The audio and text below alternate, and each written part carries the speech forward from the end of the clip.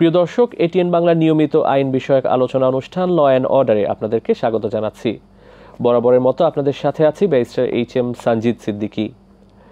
আজকে আমাদের আলোচনার বিষয় পর্নোগ্রাফি নিয়ন্ত্রণ আইন 2012। এই আইনটি নিয়ে আলোচনার জন্য আমাদের সাথে স্টুডিওতে রয়েছেন বাংলাদেশ সুপ্রিম কোর্টের আইনজীবী ব্যারিস্টার কেয়া সেন। ব্যারিস্টার কেয়া, আপনাকে আমাদের অনুষ্ঠানে স্বাগত জানাচ্ছি। ধন্যবাদ আপনাকে এবং ধন্যবাদ এটিএন বাংলাকে আমাকে অনুষ্ঠানে আমন্ত্রণ জানানোর জন্য। 2012 সালে পর্নোগ্রাফি নিয়ন্ত্রণ আইনটি প্রণীত হয়েছে। এই আইনে পর্নোগ্রাফিকে কিভাবে সংজ্ঞায়িত করা হয়েছে? পর্নোগ্রাফি নিয়ন্ত্রণ আইন 2012-তে পর্নোগ্রাফিকে সংজ্ঞায়িত করা হয়েছে, যেখানে বলা হয়েছে যে যৌন উত্তেজনা সৃষ্টিকারী কোনো ধরনের অশ্লীল অভিনয়, অঙ্গভঙ্গি, সংলাপ, চিত্র, নগ্ন বা অর্ধনগ্ন নৃত্য, অডিও ভিজুয়াল চিত্র, স্থির চিত্র, গ্রাফিক্স বা অন্য কোনো মাধ্যমে ধারণকৃত কোনো ছবি বা ভিডিও যার কোনো শৈল্পিক বা শিক্ষাগত মূল্য নেই, তা কিন্তু পর্নোগ্রাফির আওতাভুক্ত হবে। এছাড়াও অশ্লীল বিভিন্ন ধরনের নৈতিক অবক্ষয় সৃষ্টিকারী কোনো ধরনের বই, ম্যাগাজিন, ভাস্কর্য, কার্টুন এবং লিফলেট, এগুলিও পর্নোগ্রাফির আওতাভুক্ত হতে পারে।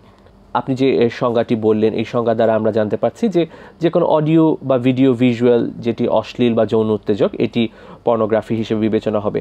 আইনে কি কোনো বিষয় রয়েছে যেটিকে পর্নোগ্রাফির আওতা বহির্ভূত রাখা হয়েছে? হ্যাঁ, এইখানে বেশ কিছু এক্সক্লুশন রয়েছে, যেটা হচ্ছে পর্নোগ্রাফি নিয়ন্ত্রণ আইনের 9 ধারায় তার বর্ণনা দেওয়া আছে। সেখানে বলা হয়েছে অ্যাকর্ডিং টু সেকশন 9 অফ এই পর্নোগ্রাফি নিয়ন্ত্রণ আইন, যেখানে বলা হয়েছে যে ধর্মীয় উদ্দেশ্যে সংরক্ষিত বা ব্যবহৃত কোনো ধরনের বই বা চিত্র বা অঙ্কন বা লেখা, এগুলি কিন্তু পর্নোগ্রাফি আইনের আওতা বহির্ভূত হবে, অর্থাৎ এগুলিকে পর্নোগ্রাফি ভেতরে আনা যাবে না।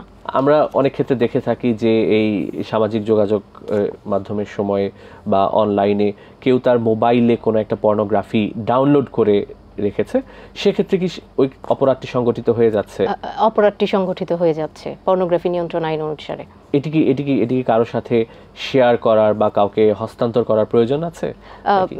প্রয়োজন নেই, কেননা পর্নোগ্রাফি নিয়ন্ত্রণ আইনে পর্নোগ্রাফি উৎপাদন, পর্নোগ্রাফি সংরক্ষণ, পর্নোগ্রাফি সরবরাহ, ক্রয় বিক্রয়, প্রদর্শন, বহন এবং ধারণ প্রত্যেকটি কিন্তু অপরাধ বলে গণ্য হবে। তাহলে কেউ যদি কারো ডিজিটাল ডিভাইসে এটি কোনো পর্নোগ্রাফি সংরক্ষণ করে, এটি এই আইনের অধীনে একটি অপরাধ হিসেবে গণ্য হবে এবং যাকে বলা হয়, যেটা বলা হয়েছে পর্নোগ্রাফি নিয়ন্ত্রণ আইনের 4 ধারায় এই সম্পর্কে বলা হয়েছে যে প্রত্যেকটি অপরাধ হিসেবে বিবেচিত হবে। কোনো নারী যদি পর্নোগ্রাফির তাকে জোরপূর্বক তাকে পর্নোগ্রাফি করার জন্য বাধ্য করা হয়ে থাকে বা উদ্বুদ্ধ করা হয়ে থাকে, ভুক্তভোগী যিনি নারী রয়েছেন তিনি আইনে কি প্রতিকার বা কিভাবে মামলা দায়ের করতে পারেন? আমাদের দেশে অনেক সময় দেখা যায় যে সাধারণত মেয়েরাই কিন্তু এই সংক্রান্ত যে হ্যারাসমেন্টের শিকার হয়ে থাকে। অনেক সময় দেখা যায় যে একটা কারোর সাথে সম্পর্কের বশবর্তী হয়ে তার সাথে কোনো ইন্টিমেসি হওয়ার পরবর্তীতে কোনো ধরনের তাদের ভেতরে সমস্যা দেখা দিলে অনেক সময় দেখা যায় যে তার যে বিপরীত পক্ষ অনেক সময় তাকে হেনস্থা করে থাকে পর্নোগ্রাফির সংক্রান্ত ব্যাপারে। এক্ষেত্রে কিন্তু এই মেয়েটি কিন্তু স্থানীয় যে থানায় যেতে পারে, সেখানে গিয়ে এফআইআর দায়েরের মাধ্যমে মামলা করতে পারে। আবার তার জন্য কিন্তু সে সাইবার ট্রাইব্যুনালেও যেতে পারে। আবার সে এমনি আদালতে সিআর কেস দায়েরের মাধ্যমে নালিশি দরখাস্ত করে মামলা দায়েরের সুযোগ রয়েছে। পর্নোগ্রাফি আইনে যে এই যে মামলাগুলো দায়ের হচ্ছে, এই মামলাগুলো কিভাবে তদন্ত করা হয়ে থাকে এবং তদন্তের কি কোনো সময়সীমা রয়েছে আইনে? হ্যাঁ, পর্নোগ্রাফি নিয়ন্ত্রণ আইনের 5 ধারাতে তদন্ত সংক্রান্ত ব্যাপারে আলোচনা করা হয়েছে। যে কেউ যদি পর্নো সিডি বা ডিভিডি নির্মাণ করে, তারা কিন্তু প্রত্যেকেই অপরাধী বলে গণ্য হবে এবং এই অপরাধীকে বিনা ওয়ারেন্টেই অ্যারেস্ট করা যাবে এবং তার যে আস্তানা, সেখানেও তল্লাশি চালিয়ে পর্নোগ্রাফি সংক্রান্ত যে আলামত, সেগুলি উদ্ধার করা যাবে। এক্ষেত্রে সাব ইন্সপেক্টর বা তার সমপদমর্যাদার কোনো পুলিশ অফিসার এই তদন্ত কাজ পরিচালনা করবেন এবং এই তদন্ত কাজের ক্ষেত্রে কিন্তু ফৌজদারি কার্যবিধি মানে সিআরপিসির যে বর্ণিত তদন্ত পদ্ধতি, সেই অনুযায়ী তদন্ত করতে হবে। আবার দেখা যায় যে যদি তদন্ত কাজ সাধারণত 30 কার্য দিবসের মধ্যে সম্পাদন করতে হবে। আবার যদি সময়ের মধ্যে তদন্ত শেষ না হয় সেক্ষেত্রে কি করণীয় রয়েছে? অনেক সময় দেখা যায় যে এই 30 কার্যদিবসের মধ্যে যে তদন্ত কাজ সম্পাদন করা সম্ভব হয় না, কেননা অনেক ধরনের জটিলতা থেকে থাকে। এই সমস্ত ক্ষেত্রে পুলিশ সুপার বা তার ঊর্ধ্বতন কর্মকর্তার অনুমোদন ক্রমে আরও অধিক 15 কার্যদিবস পর্যন্ত তদন্তের সময়সীমা বর্ধিত করা যায়। আবার অনেক সময় দেখা যায় যে এই বর্ধিত 15 দিন সময়সীমার মধ্যেও তদন্ত কাজ সম্পাদন করা সম্ভব হচ্ছে না যুক্তিসঙ্গত কারণে।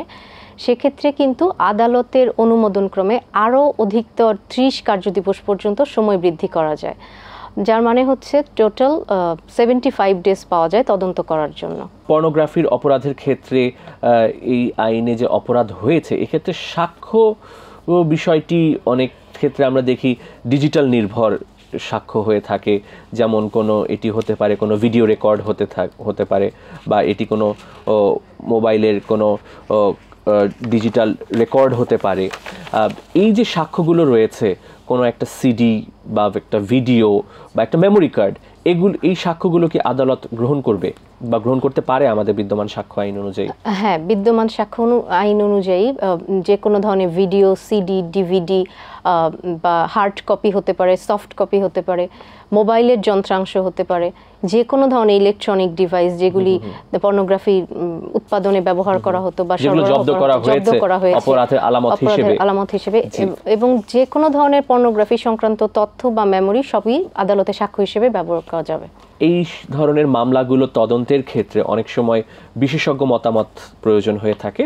এক্ষেত্রে কারা এই বিশেষজ্ঞ মতামত প্রদান করে থাকে এবং আইন শৃঙ্খলা বাহিনী বা যে তদন্তকারী কর্মকর্তা রয়েছেন তিনি কিভাবে এগুলো সংগ্রহ করছেন? পর্নোগ্রাফি নিয়ন্ত্রণ আইনের 7 ধারায় এই বিশেষজ্ঞ মতামত বা এক্সপার্ট অপিনিয়নের ব্যাপারে বলা হয়েছে, এবং এখানে বলা হয়েছে যে অনেক সময় দেখা যায় যে তদন্তকারী কর্মকর্তা বা ইনভেস্টিগেটিং অফিসার যখন তদন্ত করছেন তখন বিভিন্ন ধরনের সমস্যার সম্মুখীন হন, কেননা অনেক ধরনের টেকনিক্যাল ইস্যুস থাকে যেগুলি সমাধান করার জন্য তাদের বিশেষজ্ঞের অভিমতের প্রয়োজন হয়। এবং এক্ষেত্রে স্বায়ত্তশাসিত, আধা স্বায়ত্তশাসিত, সরকারি এবং কিছু কিছু স্পেসিফিক বেসরকারি প্রতিষ্ঠান যেগুলি অবশ্যই সরকার কর্তৃক লাইসেন্স প্রাপ্ত, এরা হচ্ছে এখানে যে নিযুক্ত কর্মকর্তা রয়েছে আইটি সংক্রান্ত, তারা হচ্ছে তাদের আবার লাইসেন্সও থাকতে হবে, স্পেসিফিক বিষয়ে লাইসেন্স থাকতে হবে এই এক্সপার্ট অপিনিয়ন দেবার জন্য, এবং এদের কাছ থেকে কিন্তু পুলিশ অফিসাররা এক্সপার্ট অপিনিয়নটা নিতে পারে সমাধান করার জন্য। এই আইনে যে অপরাধগুলো সংগঠিত হচ্ছে এর বিচার প্রক্রিয়া সম্পর্কে জানতে চাচ্ছি। পর্নোগ্রাফি নিয়ন্ত্রণ আইনের 11 ধারায় এই বিচার পদ্ধতি সম্পর্কে বলা হয়েছে, এবং যেখানে বলা হয়েছে যে যদি কোনো অপরাধ সংগঠিত হয় পর্নোগ্রাফি নিয়ন্ত্রণ আইনের অধীনে তার বিচার করা হবে ফৌজদারি কার্যবিধি, মানে হচ্ছে সিআরপিসিতে যে বর্ণিত বিচার পদ্ধতি সেই অনুসারে। তবে সরকার চাইলে কিন্তু বিশেষ কোনো আদালত বা ট্রাইব্যুনালকেও ক্ষমতা অর্পণ করতে পারে এই পর্নোগ্রাফি সংক্রান্ত মামলার বিচার কাজ পরিচালনার জন্য। কোনো ব্যক্তি যদি পর্নোগ্রাফির আইনের অধীনে কোনো অপরাধ সংগঠন করে থাকে তার কি শাস্তি হতে পারে? পর্নোগ্রাফি নিয়ন্ত্রণ আইনে 8 ধারাতে এই শাস্তি সংক্রান্ত বিধানগুলি বর্ণনা করা হয়েছে। এখানে পর্নোগ্রাফি কিন্তু সংক্রান্ত অপরাধ কিন্তু বিভিন্ন ধরনের হতে পারে, যেমন আমরা আগেই জেনেছি যে সরবরাহ, উৎপাদন, ক্রয় বিক্রয়, তারপর সংরক্ষণ, প্রদর্শন, ধারণ, এগুলি সবগুলি যেহেতু অপরাধ বলে গণ্য হবে, এই জন্য এক একটি অপরাধের জন্য শাস্তির মাত্রাটাও ভিন্ন ধরনের হয়ে থাকে। যেমন আমি প্রথমেই বলতে চাই যে কোনো ব্যক্তি যদি কোনো নারী, পুরুষ বা শিশুকে তার প্রলোভন দেখিয়ে তার জ্ঞাতে বা অজ্ঞাতে কোনো ধরনের স্থির বা ভিডিও চিত্র ধারণ করে বা চলচ্চিত্র নির্মাণ করে, অশ্লীল হতে হবে সেটা অবশ্যই, তা পর্নোগ্রাফি হিসেবে বিবেচিত হবে, এবং এই জন্য উক্ত অপরাধী সর্বোচ্চ 7 বছর পর্যন্ত সশ্রম কারাদণ্ডে দণ্ডিত হবে, সেই সাথে 2 লক্ষ টাকা পর্যন্ত অর্থদণ্ডের বিধান রয়েছে। আবার যদি কোনো ব্যক্তি সামাজিক মর্যাদা হেয় প্রতিপন্ন করার জন্য কাউকে ব্ল্যাকমেইল করা হয় বা তাকে সম্মানহানি করার উদ্দেশ্যে যদি পর্নোগ্রাফি নির্মাণ করা হয় বা অপরাধ করা হয়, তাহলে উক্ত ব্যক্তি সর্বোচ্চ 5 বছর পর্যন্ত সশ্রম কারাদণ্ডে দণ্ডিত হবে এবং সেই সাথে 2 লক্ষ টাকা পর্যন্ত অর্থদণ্ডেও দণ্ডিত হবে। তাহলে ব্যারিস্টার কেয়াসেন, আমরা আপনার আলোচনার মধ্যে থেকে জানতে পারছি যে আমরা বর্তমান সময়ে অনেক ক্ষেত্রে দেখে থাকি যে সামাজিক যোগাযোগ মাধ্যমে কোনো একজন ব্যক্তির ব্যক্তিগত ছবি ব্যবহার করে সেটি অশ্লীলভাবে সম্পাদন করে তাকে ব্ল্যাকমেইল করা হয় যে এই ছবিটি বা এই ভিডিওটি আরেক জায়গায় ছড়িয়ে দেবার। এক্ষেত্রে এটি এই আইনের 8-এর 2 ধারা অনুযায়ী একটি অপরাধ হচ্ছে এবং যে ব্যক্তি এই ধরনের জঘন্য কাজ করছে তার সর্বোচ্চ 5 বছরের সাজা হতে পারে। উনি যদি যেটি আমরা 8-এর 2 ধারায় বলা আছে যে কোনো ব্যক্তি পর্নোগ্রাফির মাধ্যমে অন্য কোনো ব্যক্তির সামাজিক বা ব্যক্তি মর্যাদা হানি করিলে বা ভয়ভীতির মাধ্যমে অর্থ আদায় বা অন্য কোনো সুবিধা আদায় বা কোনো ব্যক্তির জ্ঞাতে বা অজ্ঞাতে ধারণকৃত কোনো পর্নোগ্রাফির মাধ্যমে উক্ত ব্যক্তিকে মানসিক নির্যাতন করিলে এই আইনের অধীনে একটি অপরাধ হবে যাবে। আর যদি এই অনলাইনে যে ছবিগুলো যদি আপলোড করে দেওয়া হয় সেক্ষেত্রে কি শাস্তি হতে পারে? হ্যাঁ, এটা 8-এর 3-এ বলা হয়েছে যে কোনো ধরনের ওয়েবসাইটে, ইন্টারনেটে বা ইলেকট্রনিক ডিভাইসের মাধ্যমে, মোবাইলের মাধ্যমে যদি ধারণকৃত পর্নোগ্রাফি যদি ছড়িয়ে দেওয়া হয় বা সরবরাহ করা হয় সেক্ষেত্রে উক্ত ব্যক্তিও কিন্তু অপরাধ করেছে বলে গণ্য হবে এবং এর জন্য সর্বোচ্চ 5 বছর পর্যন্ত সশ্রম কারাদণ্ড এবং 2 লক্ষ টাকা পর্যন্ত অর্থদণ্ডে দণ্ডিত হবে। মানে 8-এর 2 আর 8-এর 3-এর শাস্তিটা সেম। আমরা অনেক ক্ষেত্রে দেখে থাকি যে বিভিন্ন চলচ্চিত্র বা নাটকে অশ্লীল ভাষা ব্যবহার করা হয় বা অশ্লীল বক্তব্য দেওয়া হচ্ছে, যেটি পূর্বেও অনেক চলচ্চিত্রে আমরা দেখেছি। আমাদের পুরানো দিনের অনেক সিনেমায়ও অশ্লীল চলচ্চিত্র বা ভাষা ব্যবহার করা হচ্ছে। বর্তমানে আমরা ওটিটি প্ল্যাটফর্মগুলোতে অনেক নাটক দেখে থাকি যে নাটকে অভিযোগ আসছে যে বিভিন্ন ধরনের অশ্লীল বক্তব্য ব্যবহার করা হয়। এটি কি এই আইনের অধীনে একটি অপরাধ হবে? অবশ্যই এটি এই পর্নোগ্রাফি নিয়ন্ত্রণ আইনের অধীনে অপরাধ বলে বিবেচিত হবে এবং এর জন্য কিন্তু মামলা দায়ের করা যাবে সংশ্লিষ্ট কর্তৃপক্ষের বিরুদ্ধে। পর্নোগ্রাফি তৈরির ক্ষেত্রে যদি কোনো ব্যক্তি সহায়তা করে থাকে তাহলে এই আইনে কি শাস্তির বিধান রয়েছে? হ্যাঁ, অ্যাবেইটের বা সহায়তাকারীর জন্য পর্নোগ্রাফির অপরাধের সাথে সংযুক্ত ব্যক্তির যে শাস্তির বিধান রয়েছে তার জন্য একই শাস্তির বিধান রয়েছে। অর্থাৎ যে পর্নোগ্রাফি সংক্রান্ত অপরাধ করবে তার জন্য যে শাস্তি, অ্যাবেইটের জন্য বা সহায়তাকারীর জন্য একই শাস্তির বিধান রয়েছে। জি, এই আইনে বিচার কাজের জন্য কি কোনো আলাদা বিশেষ ট্রাইব্যুনাল রয়েছে নাকি আমাদের যে সাধারণ যে কোর্ট আছে সেখানেই বিচার করা হয়ে থাকে? এখন পর্নোগ্রাফি সংক্রান্ত আইনের সাধারণত যেহেতু এগুলি সাইবার অপরাধ, সাধারণত সাইবার ট্রাইব্যুনালে বিচার করা হয়, কিন্তু আবার নর্মালি যে ম্যাজিস্ট্রেট কোর্টের থেকে যে সাধারণ সিআরপিসি অনুযায়ী যে বিচার ব্যবস্থা সেভাবেও মামলা করা যায়। আবার সরকার চাইলে পরে বিশেষ কোনো ট্রাইব্যুনাল বা আদালত গঠন করতে পারে এই পর্নোগ্রাফি সংক্রান্ত অপরাধ মামলাগুলো বিচার করার জন্য। কেউ যদি কোনো ব্যক্তির বিরুদ্ধে এই আইনের অধীনে মিথ্যা মামলা দায়ের করে থাকে সেক্ষেত্রে কি শাস্তির বিধান রয়েছে মিথ্যা মামলা দায়ের করা হলে? অনেক ক্ষেত্রেই দেখা যায় যে শত্রুতাবশত বা কোনো ধরনের প্রতিশোধমূলক কারণে অনেকেই মিথ্যা মামলা দায়ের করে থাকে পর্নোগ্রাফি সংক্রান্ত, যেটি পর্নোগ্রাফি নিয়ন্ত্রণ আইনের 13 ধারায় বলা হয়েছে কোনো ব্যক্তি যদি কোনো প্রকারের মিথ্যা মামলা দায়ের করে থাকে কারো এগেইনস্টে তাহলে উক্ত ব্যক্তি সর্বোচ্চ 2 বছর পর্যন্ত সশ্রম কারাদণ্ডে দণ্ডিত হবে এবং সেই সাথে 1 লক্ষ টাকা পর্যন্ত অর্থদণ্ডেও দণ্ডিত হতে পারে। অনেক ক্ষেত্রে আমরা দেখছি যে সামাজিক যোগাযোগ মাধ্যমে অনেকভাবেই ব্যক্তিগত ছবি অপব্যবহার করে ব্ল্যাকমেইলিং করা হয়। এক্ষেত্রে যিনি ভুক্তভোগী রয়েছেন উনি কিভাবে আইনের প্রতিকার পেতে পারেন? একজন আইনজীবী হিসেবে আপনার কাছে জানতে চাচ্ছি। সাধারণত মেয়েরাই এই ধরনের সমস্যার সম্মুখীন হয়ে থাকে, কিন্তু দেখা যায় যে তাকে যদি কোনো ধরনের হ্যারাসমেন্ট করা হয় পর্নোগ্রাফি সংক্রান্ত ব্যাপারে তাহলে সে সংশ্লিষ্ট থানায় যেতে পারে, এজাহার দায়ের করতে পারে, অথবা সে সাইবার ট্রাইব্যুনালে সরাসরি যে মামলা করতে পারে এবং আদালতে সিআর কেসের মাধ্যমেও কিন্তু মামলা দায়ের করা সম্ভব পর্নোগ্রাফি নিয়ন্ত্রণ আইনে। জি, 2012 সালে এই আইনটি প্রণীত হয়েছে। ইতিমধ্যে প্রায় অধিক 10 বছরের বেশি আইনটি হয়ে গিয়েছে। এই আইনে কি কোনো সংশোধন প্রয়োজন রয়েছে যাতে এই আইনটি আরও বেশি কার্যকর করা যেতে পারে? পর্নোগ্রাফি নিয়ন্ত্রণ আইন 2012-তে প্রণীত হয়েছে। এখানে বেশ কিছু সংশোধনী প্রয়োজন বলে আমি ব্যক্তিগতভাবে মনে করি, যার মধ্যে উল্লেখযোগ্য হচ্ছে চলচ্চিত্রের ব্যাপারে যে কোনো সঠিক স্পেসিফিকেশন এখানে বলা নেই এবং এখানে চলচ্চিত্র কথাটি হওয়া প্রয়োজন ছিল অনুমোদিত চলচ্চিত্র, মানে হচ্ছে সেন্সর বোর্ড কর্তৃক যেই চলচ্চিত্রটা অনুমোদিত অশ্লীলতার জন্য তা পর্নোগ্রাফি হিসেবে বিবেচিত হতে পারে। কিন্তু এই অনুমোদিত কথাটি না থাকার জন্য অনেক সময় দেখা যায় যে এই আইনের অপব্যবহার করা হয়ে থাকে। আবার এক্সপার্ট অপিনিয়নের ক্ষেত্রে যদি আমরা দেখি, এই এক্সপার্ট কারা হবে স্পেসিফিক্যালি যে গাইডলাইন দেওয়া, একটা সুনির্দিষ্টভাবে গাইডলাইন করা, সেটা ওইভাবে দেওয়া নেই।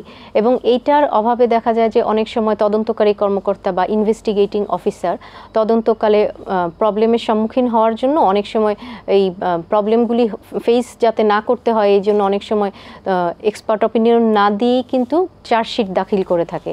এবং পরবর্তীতে যখন মামলা চলাকালীন সময়ে সাক্ষ্য জেরার জন্য তাকে ডাকা হয়, তখন কিন্তু সেখানে সে সঠিক উত্তর দিতে সক্ষম হয় না। সঠিক একটা স্পেসিফিকেশন দেওয়া প্রয়োজন যে এবং গাইডলাইন দেওয়া প্রয়োজন যে কারা এই এক্সপার্ট হিসেবে অপিনিয়ন দিতে পারে এই ব্যাপারে।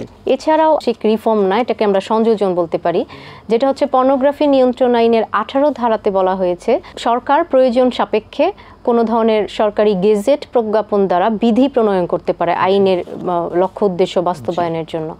কিন্তু এই বিগত 11 বছরেও কিন্তু এই পর্নোগ্রাফির কোনো বিধি প্রণীত হয়নি।